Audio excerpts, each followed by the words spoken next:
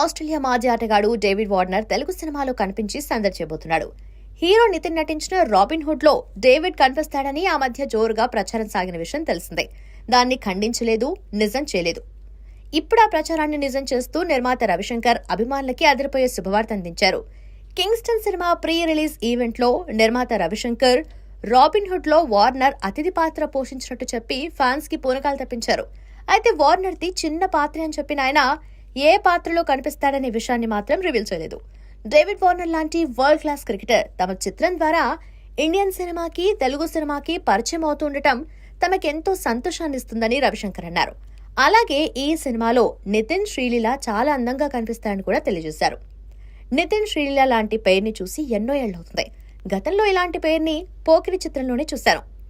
ఆ మూవీలో మహేష్ బాబు, ఇలియానా ఎంత అందంగా కనిపించారో ఇప్పుడు మూవీలో నితిన్, శ్రీలీల అంతకు మించి అందంగా కనిపిస్తారని రవిశంకర్ అన్నారు.